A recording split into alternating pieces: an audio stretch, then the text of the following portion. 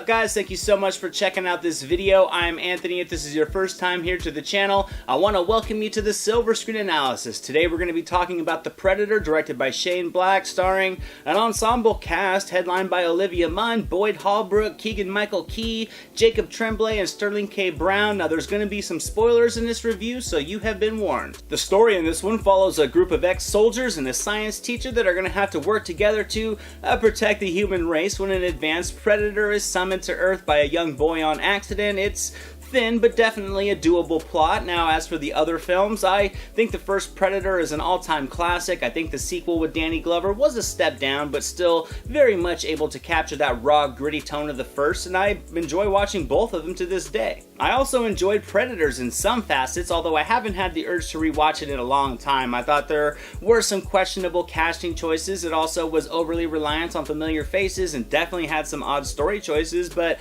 I still had kind of a good time with it as it explored more of the Predator race. The two AVP films, those were misses for me, so given that 3 out of the 5 Predator-related movies had entertained me, I was excited for this movie. Now, before getting into my thoughts on this movie, I do have sort of a short personal statement I would like to give directly to Shane Black. I'm sure he'll never listen to this as he's a big player in the industry and I'm just a guy that reviews movies in his garage, but I'm also a human being that feels that all people should be treated equally unless you're given a reason not to. It's 2018 and I don't think using a disability as a punchline for humor is socially acceptable. I think all it does is show a lack of comedic range on your part and either just bad taste or a complete lack of societal awareness. I mean, imagine if a fan of the Predator franchise potentially has a disability or a special need and they come to watch this movie and have to listen to some of the lazy, purposeless jokes that are woven into this story. How do you think that's going to make that person feel, and is alienating them worth the results from these comedic angles? I thought there was already an abundance of natural humor that was already working, and the tasteless comedic shtick that's woven on top of that was not the icing on the cake. It was a wasted potential to make the franchise great again and really left me wondering what was more important. Making a great Predator film or using the name recognition of the franchise to give the world a taste of what Shane Black's sense of humor is, given that most people passed on The Nice Guys and Kiss Kiss Bang Bang, 2 movies that I consider to be great, but despite having some star power, not many people cared to see for some reason. Now, with that said, I did enjoy some of this movie. I thought the first act was attention grabbing and it got the action going quickly by delivering some entertaining sequences with the Predator out in the woods where they're at their best. I thought the action was well shot and it really pulled me in. The familiar score was there as well to really add some nostalgia, and everything seemed to be building nicely. Then the story gets going and it was tracing paper thin with some odd character choices. None of them are developed much other than a brief series of exposition-filled dialogue on a bus, and from there things do follow a very predictable path. There were some large plot holes and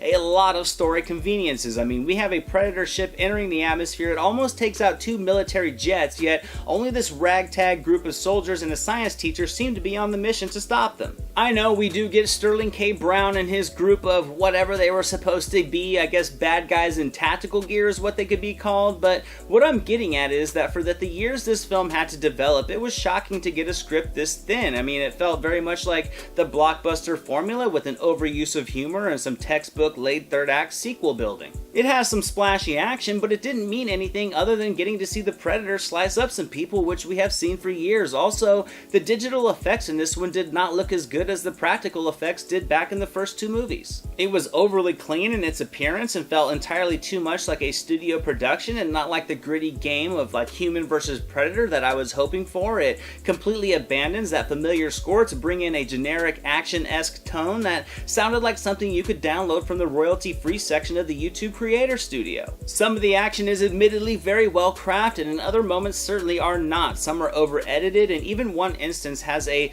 focal character literally die in a fraction of a second that you would miss it if you blinked at the wrong time, simply because their need in the story was done. I mean, who knows? It could have been editing issues and not the intent that we got to see, but regardless, it was underwhelming to say the least. The performances weren't bad. It clearly felt like they were trying to recreate that unity of the group in the first film, but they didn't succeed. The cast tried their best to make the most out of the material, but none were able to add much depth to them at all, and in the end, they all just felt like plug-and-play character types. Overall, it just kind of felt uninspired. It felt like a movie that didn't take itself seriously when it definitely could have. It made conveniences too many times and required too much of a suspension of disbelief and simply showed a lot of lack of creative effort. For example, we get a scene where Olivia Munn's character is literally running stride for stride with a predator simply to get a cool looking camera shot. I can look past the distasteful development of Thomas Jane's character. I can look past another adult character calling a kid a retard for no reason other than a cheap laugh, when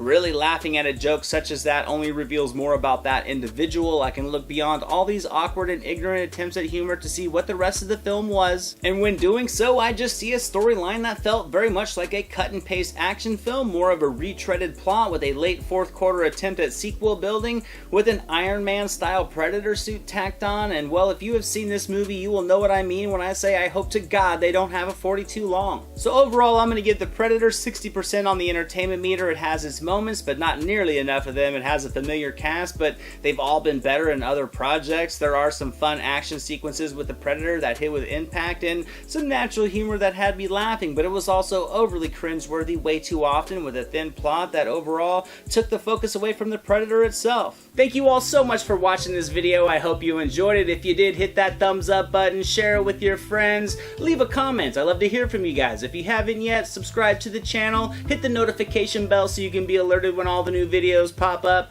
All my social media links are going to be down in the description below. You can also visit the Silver Screen Analysis for a wide range of movie related content, and here's some links to some recent reviews just in case you missed them.